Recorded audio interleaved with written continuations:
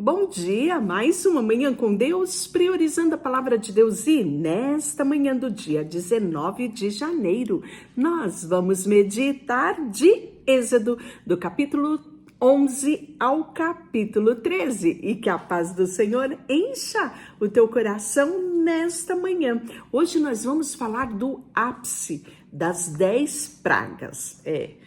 A última praga, a 10ª praga, né? Aquela que foi o divisor de águas no Egito, que é a morte dos primogênitos. Então, você percebeu que no decorrer desse tempo das pragas, Deus fez distinção entre o arraial dos egípcios e o arraial dos hebreus, né? Ou seja, a localidade ali do povo geral do Egito e a vila aonde ficava o povo hebreu, que era Gozém, né? Então a gente vê a distinção muito grande, porque se havia trevas no Egito, Gozém tinha luz. Se havia piolho por todo o território do Egito, Gozém estava vivendo a sua vida normal. É isso mesmo, né? E isso trouxe um grande temor sobre todo o Egito. Nós vimos ontem, né, que até mesmo os feitores quiseram alertar Faraó quanto à ira dos deuses, né? Mas Faraó, com o coração endurecido, permaneceu irredutível. Às vezes você percebia um certo arrependimento, mas logo ele voltava atrás. E agora, no capítulo 11, o Senhor disse a Moisés: trarei mais uma praga sobre o Faraó e sobre todo o Egito. Depois disso, ele vos deixará partir daqui, e ao deixar, e todos vós, na verdade, vos expulsará. Isso mesmo. Fala agora ao povo e a cada homem que peça ao seu vizinho e a cada mulher a sua vizinha joias de prata e joias de ouro. Porque Deus disse lá no início que eles ainda receberiam despojos, sairiam enriquecidos do Egito. E o Senhor concedeu ao povo favor aos olhos dos egípcios. Então aqui os egípcios já perceberam, né, que o povo hebreu havia um Deus que estava lutando em favor deles e derrotando todos os deuses ali do Egito. Essa é a grande verdade, né? Então você vai perceber daqui a pouco, né, que muito dos egípcios já estavam meio que se convertendo ao Deus de Israel, porque percebeu que era um Deus que trabalhava por aqueles que nele esperavam. É isso mesmo. Então, Moisés era muito importante na terra do Egito, aos olhos dos subordinados do faraó e aos olhos do povo. Então você percebe a trajetória de Moisés aqui, né? Aquele que era antes, né? Muitas vezes acusado, na verdade, pelo povo ali dele mesmo, pelos hebreus, a ponto dele dizer: Deus, se nem os hebreus acreditam em mim, quanto mais faraó. Olha agora a mudança que teve, né? Depois disso, Moisés disse ao faraó: assim diz o Senhor, à meia-noite atravessarei o Egito, e todos os primogênitos na terra do Egito morrerão, desde o primogênito de faraó, herdeiro do seu trono, até o primogênito da escrava que trabalha no moinho, e todos os primogênitos dos animais. Então haverá grande clamor em toda a terra do Egito, como nunca houve, nem jamais haverá. Você sabe que para aquela época o primogênito era aquele que herdava, né? Não só herdava toda a responsabilidade, não é? O ônus e o bônus, mas era o primogênito, aquele que iria suceder. Isso eu estou falando em todos os sentidos, né? E para o faraó era quem sucederia o seu trono, o seu filho primogênito. Então, isso era algo de uma importância que nós hoje não temos dimensão disso. Mas, olha só, enquanto que haveria a morte dos primogênitos, contra os israelitas, nem mesmo um cão cairá, nem contra homem, nem contra animal, para que saibais que o Senhor faz distinção entre os egípcios e os israelitas. Então, todos estes seus subordinados virão a mim e se inclinarão diante de mim, dizendo: vai embora, e tu e teu povo te seguem. Depois disso sairei.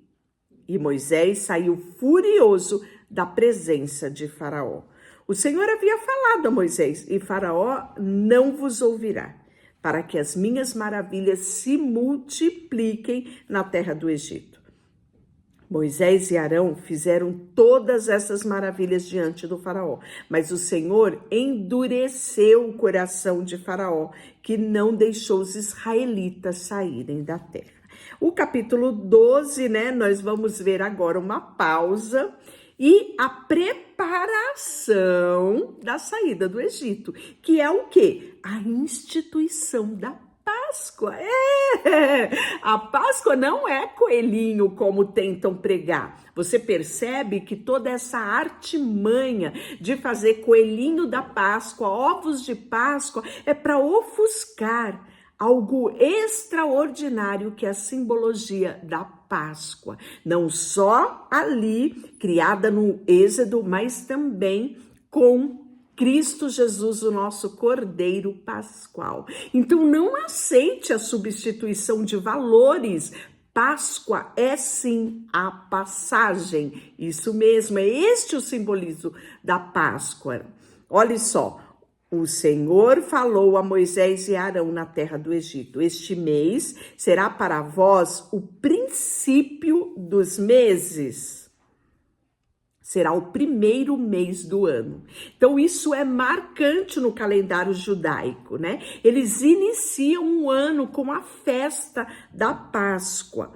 Cada um tomará para si um cordeiro, conforme a família dos pais, um cordeiro para cada família. Mas se a família for pequena demais para um cordeiro, deverá comê-lo com o vizinho mais próximo da sua casa, conforme o número de pessoas. Calculareis o cordeiro conforme a porção adequada para cada pessoa, né? Então, eles deveriam verificar o número de pessoas e aquele cordeiro para quantas pessoas comeriam dele, porque teria que comer todo o cordeiro, não poderia desperdiçar nenhuma parte, né? Então, eles deveriam calcular. Pois bem, o animal será um macho de 1 ano e sem defeito. Podereis tomar um cordeiro ou um cabrito, e os guardarei até ao 14º dia deste mês. Então, reunida toda a comunidade de Israel, o matará ao entardecer. Depois, pegarão um pouco do sangue e colocarão nos batentes da viga da porta. Em outras versões fala nos umbrais da porta. Nas casas em que tomarem a refeição, e naquela noite comerão carne assada no fogo, com pães sem fermento. Sim, a comerão com ervas amargas. Então, aqui nós já temos uma refeição completa, né? Então, temos a carne assada, o pão sem fermento e as ervas amargas, né? Então, isso é todo o simbolismo que tem a passagem, né? Todo esse contexto é tipificado nesses 3 elementos aqui. Não comereis cru, nem cozido em água, mas assado no fogo, junto com a cabeça, a perna e as vísceras. Nada podia ser desperdiçado. Não deverá sobrar nada para a manhã seguinte. O que sobrar até amanhã deverá ser queimado no fogo. Então, por isso, né, eles deveriam fazer o cálculo das pessoas que comeriam aquele assado. E vós o comereis assim. Ainda tinha essa, né? Então, você percebe que Deus ele foi detalhista. E isso não é novidade. Deus, ele é detalhista. Ele não deixa nada de lado. Pois bem, deveríamos observar melhor essas coisas. E vós o comereis assim, com os vossos cintos na cintura, vosso sapato nos pés e o vosso cajado na mão, e o comerão às pressas. Esta é a Páscoa do Senhor. Então, você já percebeu aqui que havia uma sentença de morte. Havia aqui toda uma preparação para a saída, desde encher a barriga, como proteger a família, através do sangue derramado, né, do cordeiro, passado no umbral da porta, marcando aquela casa. Isso é tão extraordinário. E aí ele continua falando assim: esta é a Páscoa do Senhor, porque naquela mesma noite passarei pela terra do Egito e ferirei de morte todos os primogênitos da terra do Egito, tanto dos homens, dos animais, executarei juízo sobre todos os deuses do Egito. Eu falei para você que cada praga, né, era um destronar de um deus do Egito. Então, eu coloquei no meu Instagram ontem, no meu Facebook também, um postzinho, né, falando sobre as 10 pragas, os objetivos, as consequências, o Deus que foi destronado. Coloquei isso lá. Vou repostar novamente hoje, para que você dê uma olhada e tenha esse panorama completo de como foi o significado de cada uma dessas pragas. Deus não faz nada por um acaso. Pois bem, ele ainda diz: eu sou o Senhor, mas o sangue servirá de sinal nas casas em que estiverdes. Se eu vir o sangue, passarei adiante, e não haverá praga entre vós para vos destruir quando eu ferir a terra do Egito. E este é o sinal, e este será um memorial. Vós o celebrareis como festa ao Senhor, e como estatuto perpétuo até todas as vossas gerações. Então, essa festa da Páscoa, ela não foi somente o marco na saída, mas ela foi instituída como estatuto perpétuo, e todos os anos eles deveriam comemorar a Páscoa e relembrar como Deus tinha sido extraordinário. Contar a história, né? Aos anciões, relembrar. Aos mais novos, reviver. E aquilo ficar sempre marcado na memória do hebreu. Quão extraordinário tinha sido o favor de Deus em retirá-los com sua mão poderosa da escravidão do Egito. E esse dia, né? Vós celebrareis como uma festa ao Senhor e memorial. Comereis o pão sem fermento durante 7 dias. Logo no primeiro dia, tirareis o fermento das vossas casas, pois quem comer pão fermentado entre o primeiro e o 7º dia será exterminado de Israel. Então, Deus queria mostrar aqui que eles deveriam ter uma purificação. O fermento aqui simbolizava toda a contaminação que aquele tempo de vivência no Egito tinha trazido sobre eles. E eles deveriam sim deixar de lado todas essas impurezas, toda essa fermentação, tudo isso que foi agregado muitas vezes aos costumes deles, né? Muitos deles, com certeza, tiveram uma cultura modificada ali no Egito. Então, Deus queria mostrar para eles, através do pão sem fermento, que eles deveriam ser um povo santo, como Deus era santo. No primeiro e no 7º dia haverá uma santa convocação. Então, você percebeu aqui, né? Eles deveriam comer o pão sem fermento por 7 dias, né? Para que aquilo ficasse muito claro para eles. Nesses dias não se fará nenhum trabalho, a não ser a preparação da comida de cada um. Podereis fazer apenas isso. Então, era um tempo de reflexão, era um tempo de se pensar, era um tempo de se analisar, né? Um tempo realmente de separação. Portanto, celebrareis a festa dos pães sem fermento, porque nesse mesmo dia tirarei vosso agrupamento da terra do Egito. Por isso, guardarei esse dia através de todas as vossas gerações como estatuto perpétuo. Comereis os pães sem fermento desde o entardecer do dia 14 do primeiro mês até o entardecer do dia 21. Não haja fermento algum na vossa casa durante 7 dias, pois quem comer pão fermentado será exterminado da comunidade de Israel, tanto peregrino como natural na terra. Então, ele já está trazendo isso como estatuto perpétuo, inclusive para que eles se lembrassem disso quando eles tivessem saído já do Egito. Não comereis nada fermentado. Em todas as vossas habitações comereis pão sem fermento. Então Moisés chamou todos os anciões de Israel e disse-lhe: Ide, escolhei os cordeiros, segundo as vossas famílias, e sacrificai a Páscoa.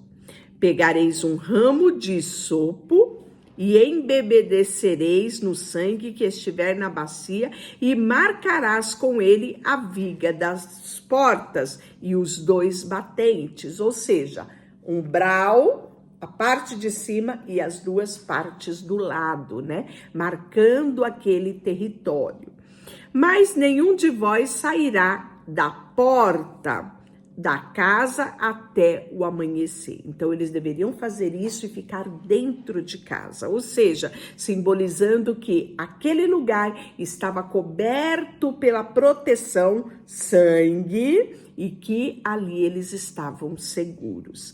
Porque o Senhor passará para ferir de morte os egípcios, e quando vir o sangue na viga das portas sobre os batentes, seguirá adiante e não deixará o destruidor entrar na vossa casa para vos ferir. Observarei isto como estatuto perpétuo para vós e para os vossos filhos. Quando tiverdes entrado na terra que o Senhor prometeu vos dar, guardarei este ritual. Quando os vossos filhos vos perguntarem: que significa esse ritual? Respondereis: este é o sacrifício da Páscoa do Senhor, que passou sobre as casas dos israelitas no Egito, quando feriu de morte os egípcios e livrou as nossas casas. Então o povo se inclinou e adorou. E os israelitas saíram e fizeram conforme o Senhor havia ordenado a Moisés e a Arão. E aconteceu que, à meia-noite, o Senhor feriu de morte todo o primogênito do Egito, desde o primogênito do faraó, herdeiro do trono, até o primogênito dos prisioneiros que estavam no cárcere. Todos os primogênitos dos animais. O faraó se levantou de noite, ele e todos os seus subordinados e todos do Egito, e houve muito choro no Egito, pois não havia casa em que não houvesse um morto. Então, de noite, Faraó chamou Moisés e Arão e disse: levantai-vos, sai do meio do meu povo, vós os israelitas, e ide cultuai o Senhor como pediste. Levai também convosco o vosso rebanho, o vosso gado, como disseste. Ide e abençoai a mim também. E os egípcios insistiram com o povo, com pressa, de expulsá-los da terra, pois dizia: vamos todos morrer. Assim, o povo recolheu a massa antes que fermentasse, carregando as amassadeiras amarradas em suas roupas e sobre os ombros. Os israelitas fizeram conforme a palavra de Moisés. Pediram os egípcios joias, prata, ouro, roupa. Imagine o tanto de despojos que eles coletaram em meio a este pavor que havia sobre o Egito. Então eles pensaram: se os primogênitos morreu, daqui a pouco morre todo mundo. Pois bem, e o Senhor fez com que os egípcios fossem bons para com o povo, de modo que lhe davam o que pediam. E Assim, eles despojaram os egípcios. E os israelitas viajaram de Ramsés a Sucote, cerca de 600.000 homens a pé, sem contar crianças. Também subiu com eles grande mistura de pessoas e grande quantidade de gado, rebanho e manada. Em meio a isso, muitos egípcios saíram também. Por quê? Em meio a essa jornada das 10 pragas, muitos egípcios perceberam que o verdadeiro Deus era o Deus dos hebreus. E nós vamos ver que saiu todo mundo, né? Assaram pães sem fermento da massa que levaram do Egito. Como havia sido expulsos do Egito, sem tempo de preparar comida, a massa ainda não havia fermentado. O tempo que os israelitas viveram no Egito foi 430 anos. Então, isso contado do dia em que Jacó desceu com tudo que ele tinha para morar no Egito, né? E reencontrar o seu filho José. Um tempo de muita alegria. Alegria que virou tristeza posteriormente com a escravidão. Então, você percebe aqui o tempo que decorreu, né? Essa estadia deles ali no Egito. E o fim de 430 anos, naquele mesmo dia, todos os agrupamentos do Senhor saíram da terra do Egito. Aquela foi a noite de vigília para o Senhor, porque os tirou da terra do Egito. E esta é a noite do Senhor, que deve ser guardada por todos os israelitas através das suas gerações. Então, eles fizeram uma vigília, né? Comeram ali, como Deus havia ordenado, com cajado na mão, cinturão, pés calçados, prontos para a caminhada, não é? E você percebeu que à noite, em plena madrugada, eles foram expulsos do Egito. O Senhor disse a Moisés e Arão: esta é a regulamentação da Páscoa. Então preste bem atenção nisso. Nenhum estrangeiro comerá dela, mas todo escravo comprado por dinheiro, depois da circuncisão, poderá comer dela. Então, essa era uma festa exclusiva para o povo de Israel. E aquele estrangeiro que quisesse comer, ele deveria ter passado pelo processo de circuncisão, que foi a marca que Deus instituiu sobre este povo lá ainda com Abraão. Lembra disso, a circuncisão? Pois bem, então todo circuncidado comemoraria a Páscoa. Os incircuncisos, ou seja, aqueles que não eram circuncidados, não participavam da Páscoa. O estrangeiro assalariado não poderão participar dela. O cordeiro será comido numa só casa. Não levareis nada da sua carne para fora da casa e não quebrareis nenhum dos seus ossos. Toda a comunidade de Israel celebrará a Páscoa. Quando, porém, algum estrangeiro estiver vivendo entre vós e quiser participar da Páscoa do Senhor, deverá ser circuncidado. Todos os homens da família, então, poderá celebrá-la. Será como natural da terra. Mas nenhum incircunciso comerá dela. Haverá uma só lei para o natural da terra e para o estrangeiro que estiver vivendo entre vós. Assim, todos os israelitas fizeram como o Senhor havia ordenado a Moisés e a Arão. E naquele mesmo dia o Senhor tirou os israelitas da terra do Egito, segundo os seus agrupamentos. Capítulo 13, os primogênitos, né, vão ser consagrados a Deus aqui. Pois bem, o Senhor falou a Moisés: consagra-me todo primogênito. E todo o primeiro que sair do ventre da sua mãe, entre os israelitas, tanto homem como animal, porque será meu, né? E o Senhor, e Moisés disse ao povo: lembrai-vos desse dia em que saíste do Egito e da casa da escravidão, pois o Senhor vos tirou daqui com mão forte. Por isso não comerás pão fermentado. Estais saindo hoje no mês de Abibe, quando o Senhor te houver feito entrar na terra dos cananeus, heteus, amorreus, jebuseu, todo aquele povo que está morando lá em Canaã. Então, quando eles entrarem lá, que é a terra que Deus jurou aos teus pais que te daria, terra que te dá leite e mel, observarás esse ritual. Então, isso seria um grande desafio para Israel. Por quê? Correriam um risco de se contaminarem com os nativos da terra e deixarem os costumes e aquilo que Deus instituiu como estatuto perpétuo sobre eles. Olha lá, durante 7 dias comerão pães sem fermento e não deverá haver fermento em todo o teu território. Naquele dia dirás aos teus filhos, isto por causa do que o Senhor fez por mim saindo do Egito.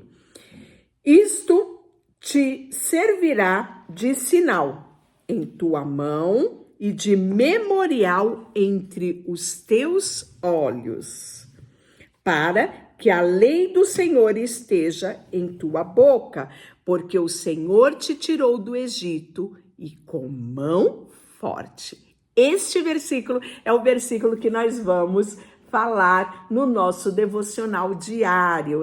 Sempre escolhemos um versículo na nossa leitura do dia para meditarmos aqui no devocional. Aprofundar um pouquinho mais do nosso conhecimento e da nossa reflexão, trazendo para os nossos dias aquele texto bíblico. Então, isso aqui, né? Se você ainda não tem, nós vamos logo mais disponibilizar esse link, mas você tem ele gravado todos os dias aqui no canal do YouTube, lá no Shot, onde você pode ter esse tempo a mais na presença do Senhor, meditando num texto específico, que é este aqui, o versículo de hoje, capítulo 13, versículo 9.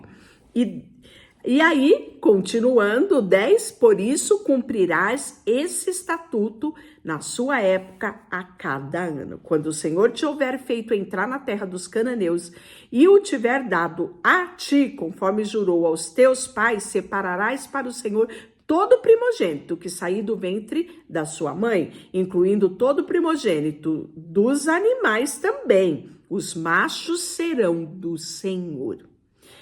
Mas resgatarás com um cordeiro todo primogênito de jumenta.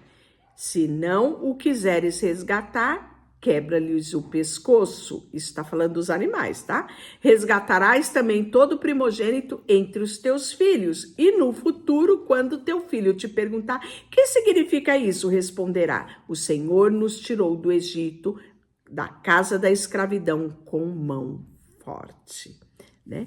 E aí, nós vamos ver. E aconteceu que, insistindo o faraó em não vos deixar sair, o Senhor matou todos os primogênitos da terra do Egito, tanto os homens quanto dos animais. Por isso, o sacrifício ao Senhor de todos os primogênitos, inclusive animais machos, ao saírem do ventre, resgatado todo primogênito de seus filhos, e isso te servirá de sinal na tua mão, como símbolo entre os teus olhos, porque o Senhor vos tirou da terra do Egito. E aí, Deus, né, vai começar agora a conduzir este povo numa peregrinação, né? Quando Deus conduz o caminho, né? Deixou o povo sair, quando o faraó deixou o povo sair, Deus não os conduziu no caminho da terra dos filisteus, que seria um caminho mais curto até Canaã.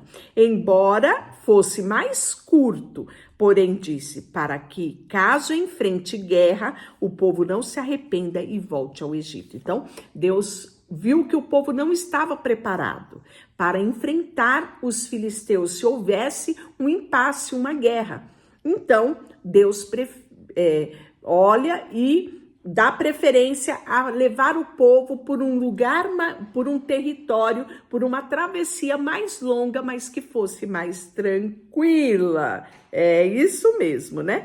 Só que fez o povo rodear no deserto, perto do Mar Vermelho. Os israelitas subiram armados da terra do Egito. E Moisés levou consigo os ossos de José Lembra que José fez ele prometer? Porque este havia feito os israelitas jurarem solenemente: certamente Deus vos visitará e levareis daqui os meus ossos. Assim partiram de Sucote e acamparam em Etã, à entrada do deserto, né? E aí nós vamos ver que de dia Deus tinha uma coluna de nuvem para guiá-los pelo caminho, e de noite uma coluna de fogo para iluminar o caminho, para que caminhasse de dia e de noite. E a coluna de nuvem não se distanciava do povo, e de dia e de noite a coluna de fogo. Deixa eu orar por você, Senhor, nesta manhã. Colocamos diante de Ti o nosso coração, a nossa vida, com tudo que temos, com tudo que somos. Queremos reconhecer que Tu és o nosso Deus, o nosso Senhor, o Deus Todo-Poderoso, a quem queremos servir. Colocamos diante de Ti tudo que temos e somos, em nome de Jesus. Amém. Deus te abençoe.